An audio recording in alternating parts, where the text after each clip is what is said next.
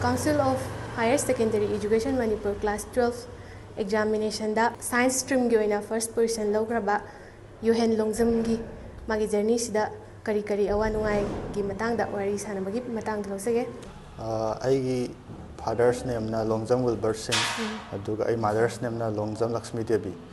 I class 10 fauti Ramkrishna Mission School da tamai aduga 98.2% sakhi adugi matungda I comprehensive concept school Sangai Pro da amuk mathang tamtharai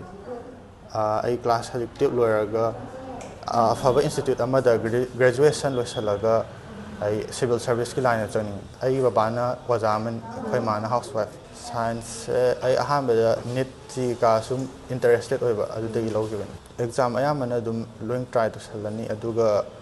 institute afaba amada changaga graduation loisalaga civil service ki line change khal discipline ha tare dum chang naina consistently adum nungti khudingi chang naina pung ani ahum adum daina nungti khudingi paba asi ha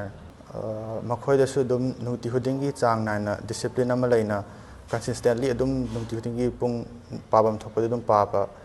adudagi social media online da yam thala daba dum phone par su afaba mawang dum paiba chang naina phajana use taw afaba lambi da phone da phajana use taw biga do khoi school gi advisor committee gi ojamari dunda piningi makhoina ai class lora kanda remedial class ama takpi maduda ai na khangda khotaba doubt puna moina clear to bi aduga larik paning na ba moina motivation ka advice ga yama su bibi private ona di ambok chachade ai school hour lora ga dum akhoi school gi advisor committee na toba remedial class du dum yawraga aduna dum ai de enough ojai aduga akhoi parents na su ai larik toning to matamda adum motivation ka pi na support to bi aduga ai nongmagi adum consistently oina 3 to 5 hours ti dum pai adu irang sna maram oiraga aina khangdaba khotaba doubt ka leibada di khangningo matamda yamna khudong thiba dipi direct first question mak lakni di expected tawjade ado exam dum nungai kibina first to 5 ti lakani hane thaje aina maji akhoi agi exam nina adum pingai dagi haitare pingai dagi ningha da khangen ado maji magi study da haitare magi achievement performance from the very beginning class 1 dagi na class 11 bo haitare hogi bese the magi ayamana maji rank 1 to 1 to ado maji above 95 ki matha ayam score do adum lae maji ayamana adagi school gi exam oro monthly exam oro any maji class 10 da jo koi CBC na loba class 10 exam da jo maji 98.2 score to gi man adi matung da amuk koi comprehensive concept school da sanga matung da maji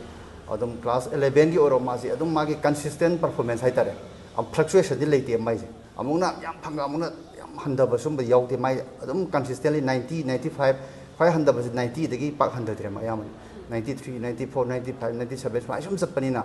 adi ojajing ju adum koi school gi ojajing ju haibire adum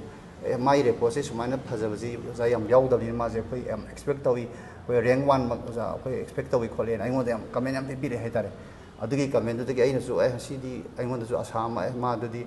ojana su yamna confidence le robina aina su magi hanagi history haitare si yengoro kan ma je sumaina rank 1 mak ta ba yana ba ai su kan honna gi ko haibagi wakhalon duda toraga adum maksu isona adum thaujan bere haitare aduna adum aigi expectation du su yohan bere isor bu su thagasari mayam ojajing mayam haitare mayam punamaksu aigi my cooperation pebi damakta thagasari maji hanadagi angang ngai adum maji sum coaching number tuition ben salu ke yagande maje aina di hangne ai ju adum tuition khara angang adum handagi haitare ojawana leibane ji sinfanda adun angang jing khara loine ba adaina subject ki awar pale ga joi imana bajing da adum tanaba khona ba adum badi ma adum chale marakta ai di nomuni ni chatpa sunday da class chatpa mai dum tanahale aduga thawaina maji tuition gum ba adum baje kya ma satning di han pingai dagi aduga maji school da budi khoina remedial class na comprehensive concept school ge ba akoigi after class koi normal class lower matung da pung mari da kina pung tare phause adu remedial class da physics chemistry biology maths si makhang da bajing doubt clearance adum to holle aduna su mangoda ai yam helpful oi aduna madudagi su ayamba maje sumaina si stage yoba ngambani na aina su admai thaje ai di adum ma apamba se pingai digi ko ai adum mangoda su phazna adum hai di mai apamba land da ai di any mana taming ba subject oroju physics tam gera english tam gera ma apamba land dum chalo ꯑꯗꯨꯗ ꯑꯗꯨꯝ encourage ꯑꯗꯨꯝ ꯇꯧꯋꯦ ꯑꯩꯅ ꯁꯤꯗ ꯆꯠꯇꯕ ꯌꯥꯗꯦ ꯁꯤ ꯇꯝꯃꯨ ꯍꯥꯏꯕ ꯑꯩꯒꯤ ꯀꯩꯁꯨ ꯃꯉꯣꯟꯗ ꯄ꯭ꯔꯦꯁꯔ ꯑꯝꯇ ꯂꯩꯇꯦ ꯃꯥꯏ ꯑꯄꯥꯝꯕꯗ ꯍꯥꯏꯅ ꯑꯗꯨꯝ ꯆꯠꯂꯣꯅ ꯑꯗꯨꯝ ꯑꯩ ꯍꯥꯟꯅꯗꯒꯤꯁꯨ ꯑꯗꯨꯝ ꯃꯉꯣꯟꯗ ꯑꯗꯨꯝ ꯑꯩꯈꯣꯏ ꯗꯤꯁꯀꯁꯟꯗꯤ ꯇꯧꯋꯤ ꯅꯪ ꯑꯣꯏꯔꯤꯁꯤ ꯀꯩ ꯇꯧꯗꯣꯏꯅꯣ ꯀꯩ ꯄꯥꯝꯃꯤꯅꯣ ꯈꯣꯠꯂꯤꯅꯣ ꯑꯗꯨꯒꯤ ꯃꯇꯨꯡ ꯏꯟꯅ ꯑꯩꯈꯣꯏ ꯁ꯭ꯇ꯭ꯔꯦꯇꯦꯖꯤ ꯑꯃꯗꯤ ꯆꯪꯉꯤꯗꯅ ꯅꯪꯅ ꯇꯝꯃꯤꯕ ꯅꯪ ꯇꯥꯔꯒꯦꯠꯇꯨꯒꯤ ꯃꯇꯨꯡ ꯏꯟꯅ ꯁꯤꯗ ꯆꯠꯂꯒꯗꯤ ꯁꯤ ꯑꯦꯆꯤꯞꯃꯦꯟ ꯇꯧꯕ ꯌꯥꯏ ꯑꯗꯨ ꯗꯤꯁꯀꯁꯟ ꯇꯧꯋꯤ ꯑꯗꯨꯒ ꯑꯩ ꯃꯥꯅ ꯑꯄꯥꯝꯕꯁꯤꯗ ꯑꯩꯁꯨ ꯑꯗꯨꯝ ꯄꯥꯝꯃꯦ ꯍꯥꯏꯇꯥꯔꯦ ꯃꯌꯥꯝꯗ ꯍꯥꯏꯅꯤꯡꯕꯁꯦ ꯑꯩꯅ ꯑꯉꯥꯡꯁꯦ ꯈ꯭ꯋꯥꯏ ꯃꯔꯨꯑꯣꯏꯕꯁꯦ ꯍꯧꯖꯤꯛꯀꯥꯟꯒꯤ ꯃꯣꯔꯦꯜ ꯗꯤꯁꯤꯄ꯭ꯂꯤꯟ ꯋꯥꯠꯂꯛꯄꯁꯤꯗꯅꯦ ꯈ꯭ꯋꯥꯏ ꯃꯔꯨꯑꯣꯏꯕꯁꯤ ꯃꯣꯔꯦꯜꯒ ꯗꯤꯁꯤꯄ꯭ꯂꯤꯟꯒꯁꯤꯅꯦꯅ ꯑꯩ ꯊꯝꯖꯅꯤꯡꯉꯤ ꯍꯥꯏꯇꯥꯔꯦ ꯍꯧꯖꯤꯛꯀꯥꯟꯒꯤ ꯑꯉꯥꯡꯁꯤꯡꯁꯤꯅ ꯊꯛꯁꯤ ꯈꯥꯁꯤ ꯅꯥꯏꯔꯛꯇꯕ ꯑꯗꯒꯤ ꯄꯦꯔꯦꯟꯁꯇ ꯑꯗꯒꯤ ꯃꯥꯒꯤ ꯑꯣꯖꯥꯁꯤꯡ ꯃꯊꯛ ꯊꯣꯡꯕꯁꯤꯡꯗ ꯑꯗꯩ ꯂꯝꯕꯤꯗ ꯆꯠꯄꯗ ꯑꯣꯏꯔꯣ ꯉꯁꯥꯏꯒꯤ ꯊꯛꯁꯤ ꯈꯥꯁꯤ ꯋꯥꯠꯂꯛꯄꯁꯤꯅ ꯑꯩꯈꯣꯏꯒꯤ ꯁꯃꯥꯖꯁꯤꯗ ꯑꯆꯧꯕ ꯑꯀꯥꯏꯕ ꯑꯃ ꯑꯣꯏꯔꯦ ꯑꯗꯨꯅ ꯈ꯭ꯋꯥꯏ ꯃꯔꯨꯑꯣꯏꯕꯁꯤ ꯊꯛꯁꯤ ꯈꯥꯁꯤ ꯍꯦꯛ ꯂꯩꯔꯀꯥꯟꯗꯗꯤ ꯁꯛꯁꯦꯁꯁꯤꯗꯤ ꯑꯗꯨꯝ ꯃꯊꯟꯇ ꯑꯣꯇꯣꯃꯦꯇꯤꯀꯂꯤ ꯂꯥꯛꯀꯅꯦꯅ ꯈꯜꯂꯦ ꯑꯩꯅ ꯑꯗꯨꯅ ꯈ꯭ꯋꯥꯏ ꯅꯝꯕꯔ ꯋꯥꯟ ꯊꯛꯁꯤ ꯈꯥꯁꯤ ꯂꯩꯍꯟꯅꯤꯡꯉꯤ ꯑꯗꯨꯒ ꯃꯣꯏꯁꯤ ꯃꯇꯝ ꯆꯥꯅ ꯃꯥꯒꯤ ꯗ꯭ꯌꯨꯇꯤ ꯍꯥꯏꯇꯥꯔꯦ ꯃꯥꯒꯤ ꯃꯊꯧ ꯍꯥꯏꯇꯥꯔꯦ ꯃꯊꯧꯁꯤ ꯐꯖꯅ ꯑꯉꯥꯡ ꯑꯣꯏꯔꯣ ꯑꯍꯜ ꯑꯣꯏꯔꯣ ꯃꯥꯏ ꯆꯥ ꯆꯥꯅ ꯇꯧꯍꯟꯅꯤꯡꯕ ꯑꯗꯨꯒ ꯑꯩꯈꯣꯏꯒꯤ ꯌꯥꯝ ꯀꯟꯁꯤꯁꯇꯦꯟ ꯑꯣꯏꯅ ꯃꯥꯒꯤ ꯍꯥꯔꯗ ꯋꯥꯔꯛꯁꯤ ꯗꯔꯀꯥꯔ ꯂꯩꯌꯦꯅ ꯈꯜꯂꯦ ꯑꯩꯅ ꯑꯗꯨꯒ ꯂꯩꯔꯤꯕ ꯁꯤꯆꯨꯋꯦꯁꯟꯁꯤꯗ ꯑꯩꯈꯣꯏ ꯃꯅꯤꯄꯨꯔꯒꯤ